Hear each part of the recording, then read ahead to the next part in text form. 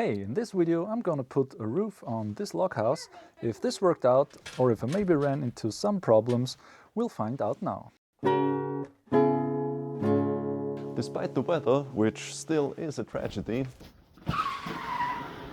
my little log house is growing and growing, and my next step will be to put the first whole log all over this wall to stabilize it and finally frame the door.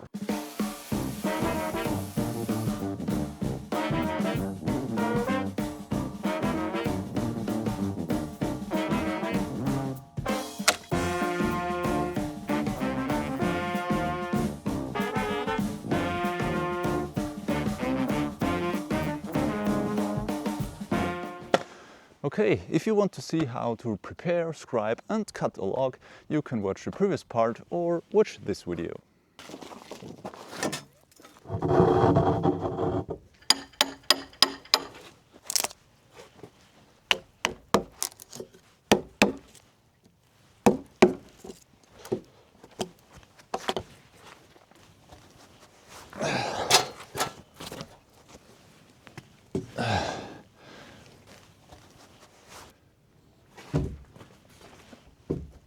All right.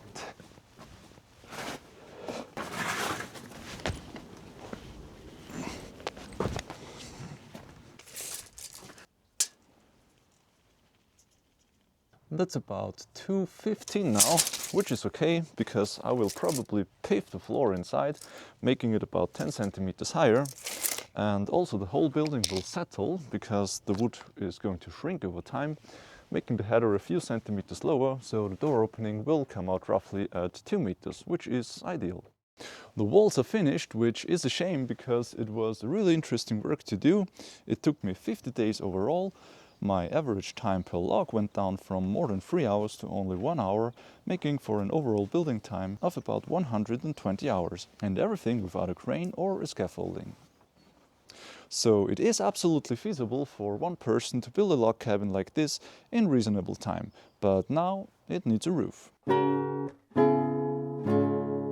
There are so many different forms of roofs. I will go with a one-sided one, rising to the southern wall, which will be a good place for enjoying the sun and growing espalier fruit trees. Before going about any roof building, an important thing to know is the inclination your roof covering eventually needs.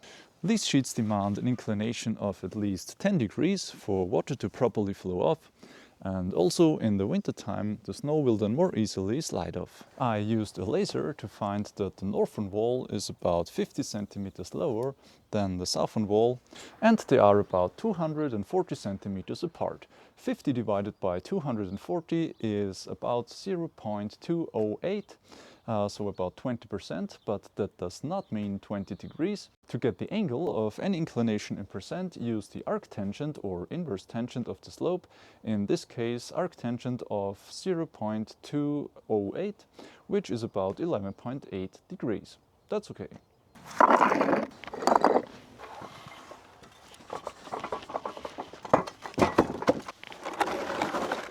Here you can see the mess cutting 60 logs makes.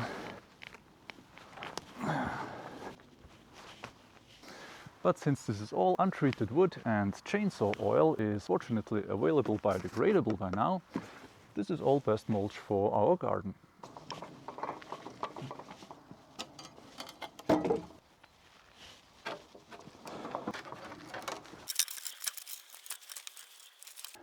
Here's my old riddle again. Okay, this is the timber I will use for the framework of the roof.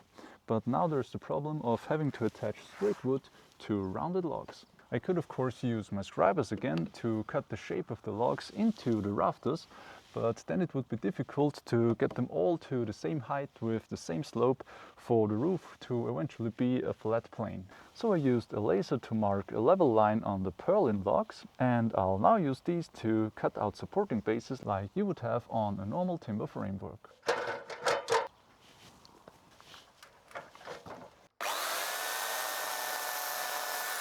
That's a little over 8 centimeters, the width of my rafters. It's roughly level, not perfectly, but I can fine-tune this now with a hand planer. see. Alright, obviously I want to distribute the rafters evenly, and remember, n things make for n-1 gaps, so with 5 rafters I need to divide the overall distance by 4 to get the space between 2 rafters.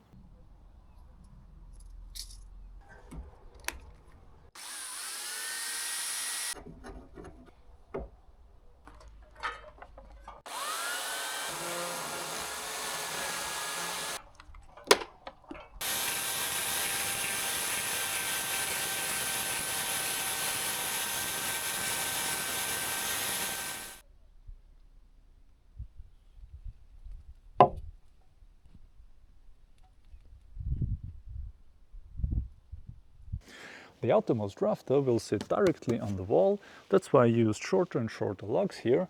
Now I can cut them exactly where the underside of the rafter is going to be. And the best job for this is probably a chalk line.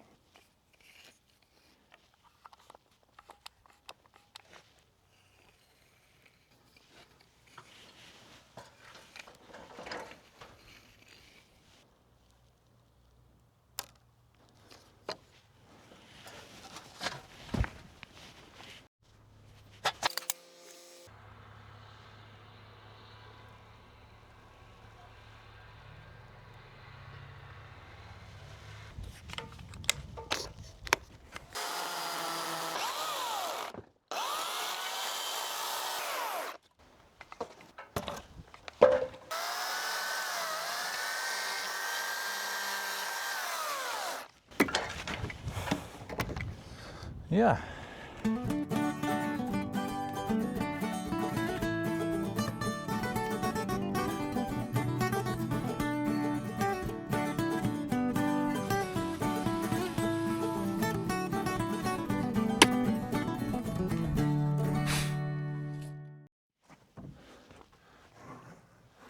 Here at the backside, the roof shell extend a little further to give us a small but dry storing space, and for this I will add some support for the additional roof overhang.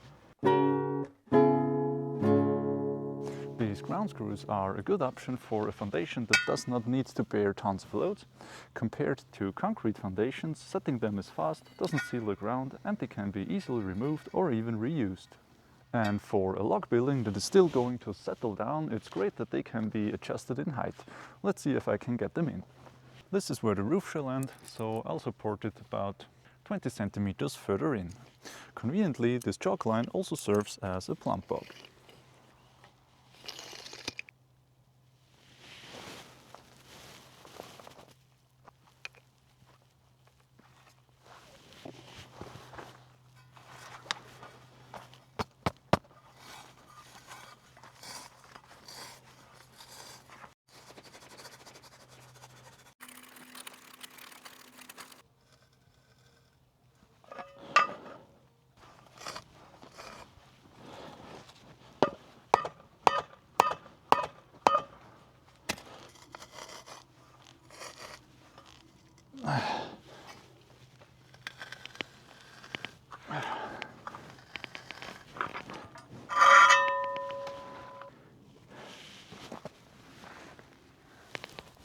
That's not going anywhere anymore.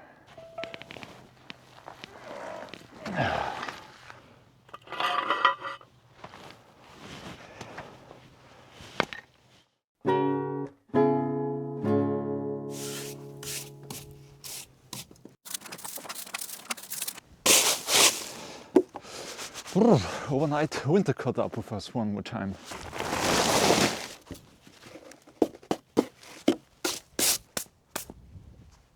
Nevertheless, now for the timber for the framework of the roof.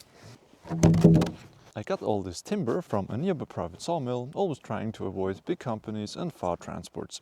It is still rough from sawing, but that's okay. I'll also use it without any protective treatment, because it will be protected by the roof itself, keeping it dry.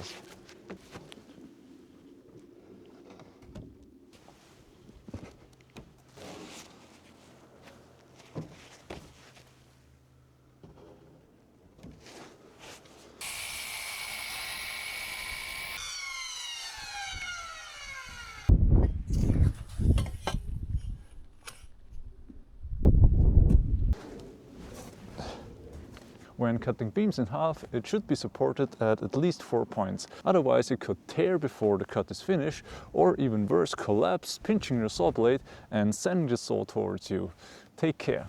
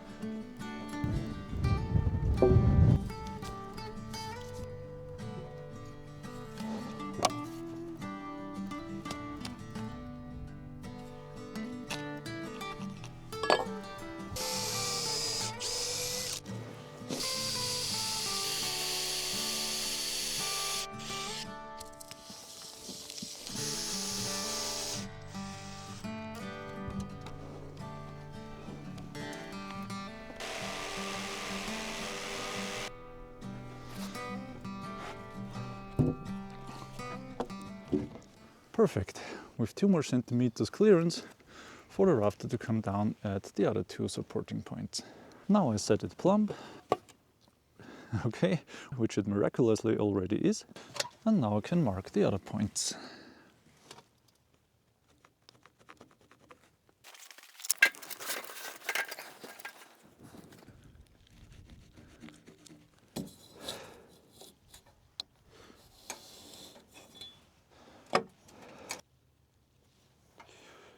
The inclination of the roof is 11.8 degrees, and this angle can be found here again. So I know at which angle to cut this wedge.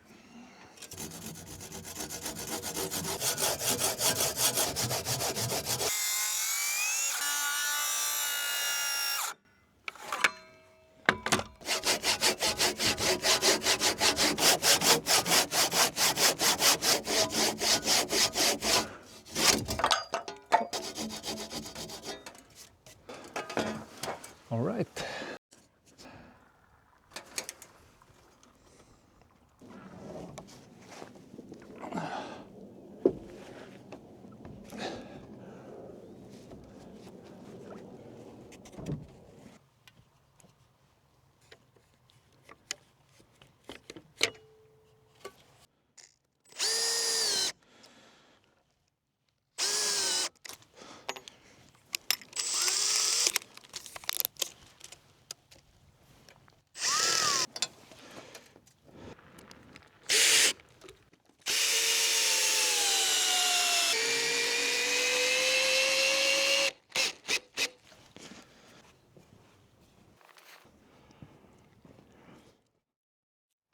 The rest of the rafters will be a quick thing. On camera, at least. Cut the length. If there is a bow, it should point up. Bevel on the face sides.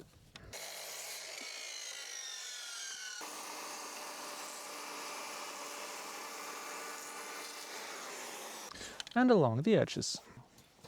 Marking the lines with the rafter on the roof and its final inclination is way easier than calculating them. Cut out wedges where the rafter is supported and screw it on.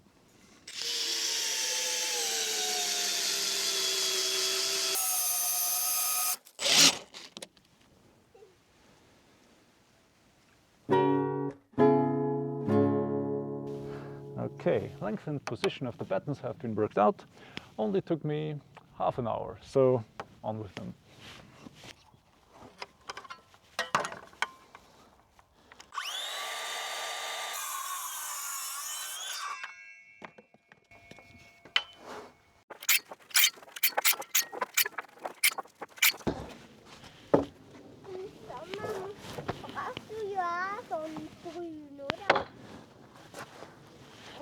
Ja, som vi sa.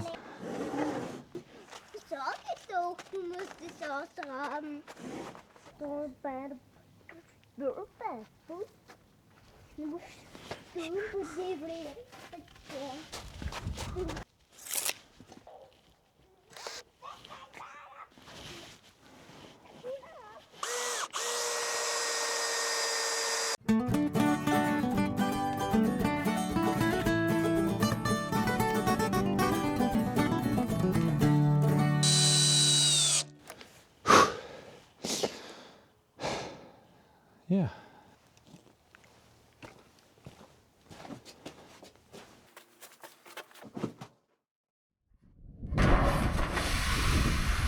I'd really love to build a roof with wooden shingles or even straw someday. These metal sheets, they look okay at best and are way more boring to work with, but they still are a handy and plastic-free solution.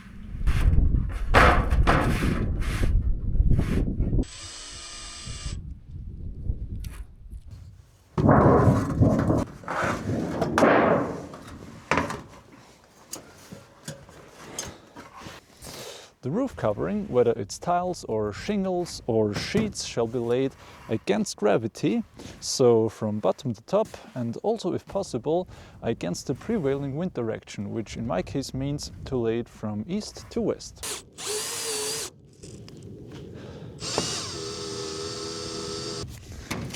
Another important rule is, I guess, not to work on roofs in weather conditions like this.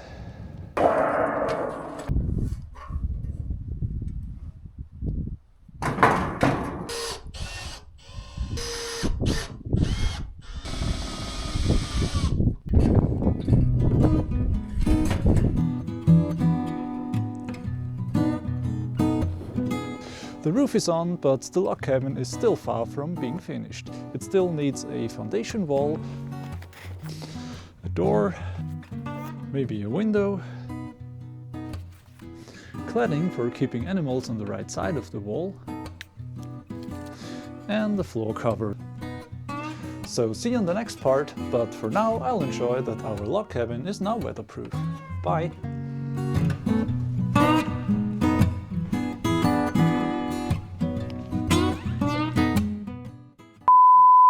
But since this is all untreated wood and chainsaw oil, and chainsaw oil, and chainsaw, sorry. Oh my.